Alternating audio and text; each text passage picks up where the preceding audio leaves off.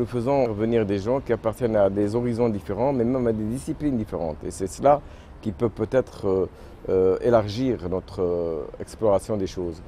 Ensuite, il est vrai que finalement, derrière toute véritable interrogation qui va au-delà d'une sorte de technicité, d'une instrumentalisation purement scientiste, il y a forcément quelque chose qui débouche sur des interrogations spirituelles.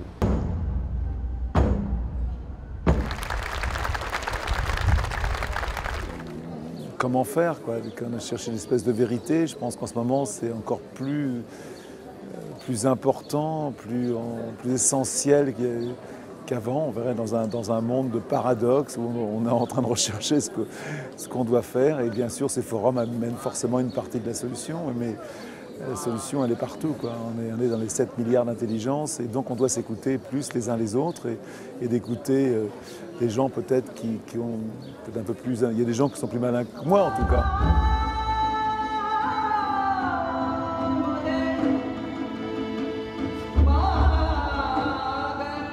Quelque chose qui nous rattache à des valeurs qui sont un peu, ce que je trouve extraordinaire, qui rapprochent les gens et qui racontent les valeurs un peu qu'on a perdues en fait.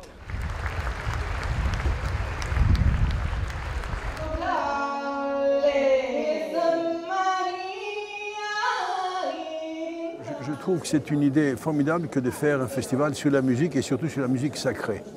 Je pense que la musique sacrée est une musique essentielle parce que ça vient vraiment du fond du peuple.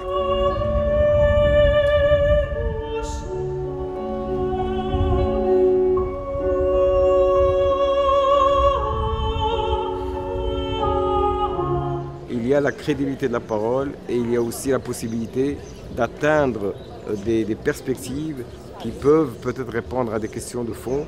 Et donc finalement, ne pas simplement répondre à un intérêt ou à un autre, mais répondre à quelque chose qui se rapproche du réel ou de la vérité.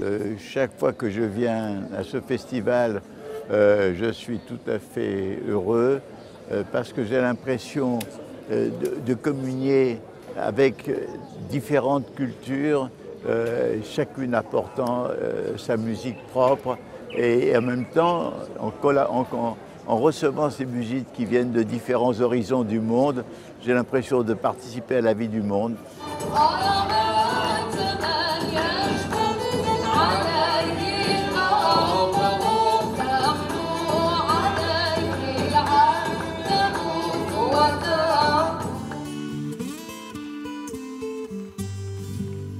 Se você chegasse agora, não ia me encontrar chorando, mas o luarão lá fora.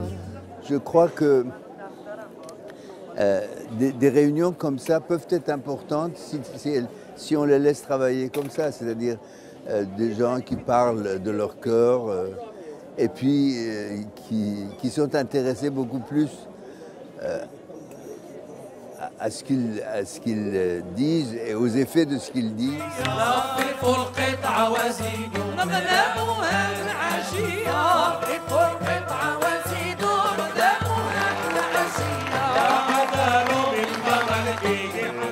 Pour moi d'abord c'est beaucoup d'émotions parce que être dans un lieu où il y a comme ça une rencontre de cultures, de plusieurs personnes, d'origines différentes, de sensibilités différentes, de croyances différentes et tous se réunir comme ça autour de la musique dans cette magnifique qu'est la ville de Fès.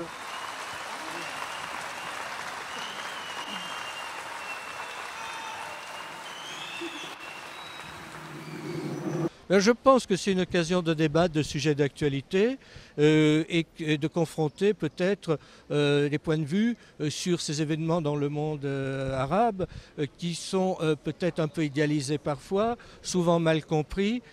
C'est un cadre divin, j'allais dire, un univers spirituel assumé.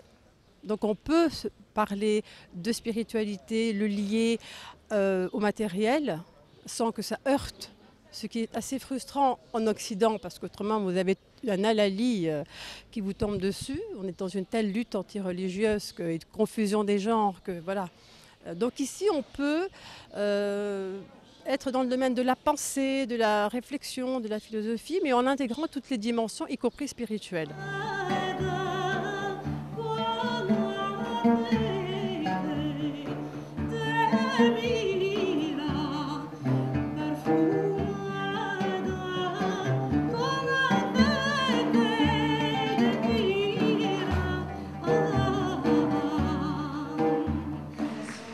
Cette année, c'est M.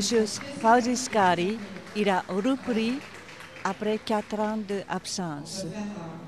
Et c'était très important pour moi parce que c'est quand même lui qui est un grand moteur d'âme et d'esprit présenté.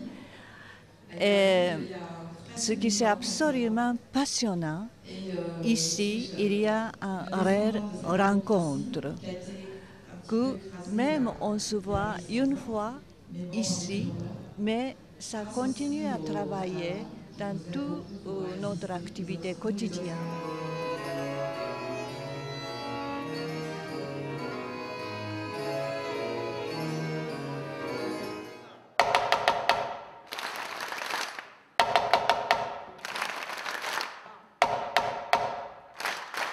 Ça apporte énormément. Je pense que dans ces rencontres, il y a quelque chose d'exceptionnel. Si je prends la dimension des musiques sacrées du monde, donc c'est déjà cette unité à travers la musique, parce que je crois que chacun de nous a pu constater que les moments forts des musiques sacrées, on est vraiment en communion. La musique efface les différences.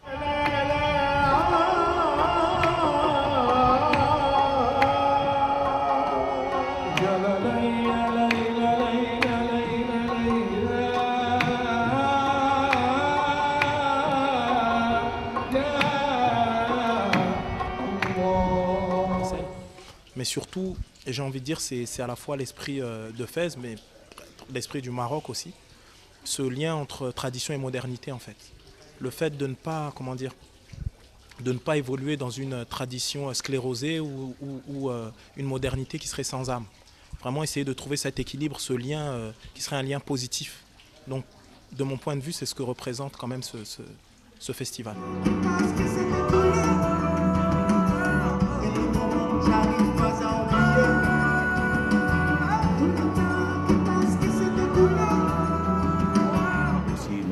Nous entendons bien ce qui se passe au Maroc et tout. Et chaque fois qu'on est invité, d'ailleurs c'est le pays où j'ai jamais refusé, ou en tout cas de venir par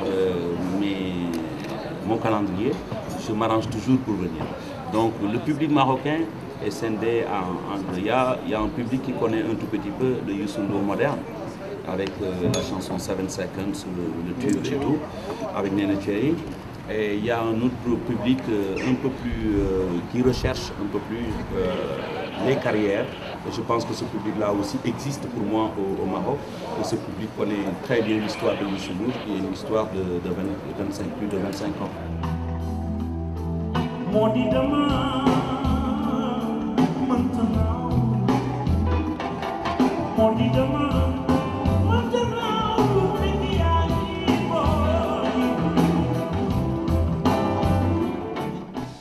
C'est cette espèce de capacité de sortir de la musique pour rejoindre quelque chose de beaucoup plus élevé en réalité, qui est cette espèce de sentiment de fusion, de communion, à travers naturellement une expérience artistique, mais qui porte plus loin.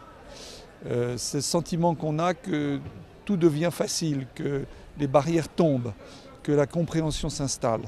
Alors bien sûr, c'est une magie, ce n'est pas quelque chose qui dure, il faut qu'ensuite nous le fassions vivre. Mais je crois que c'est ça la particularité de Fès.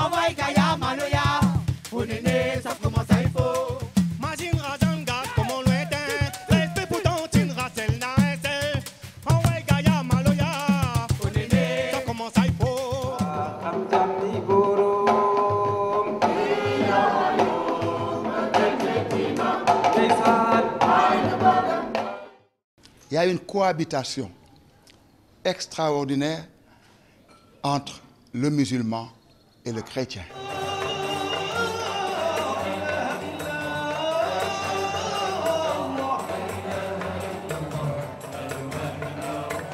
Il y a cette cohabitation que nul ne peut séparer.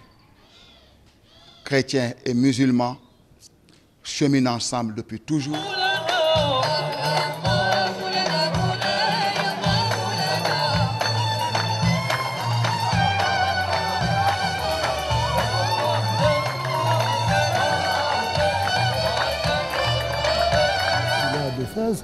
Ce qui est curieux, dès sa création, quand vous lisez le discours un petit peu fondateur de la ville, est un discours de paix et un discours de spiritualité.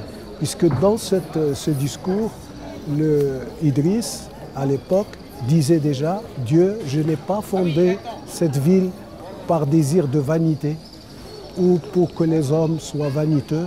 Je dédie cette ville à Dieu et je voudrais que les hommes soient des hommes de paix et que Dieu donne la paix à cette ville et donne justement cet esprit de spiritualité et de sainteté. » Et donc, c'est peut-être ce vœu qui a été exaucé.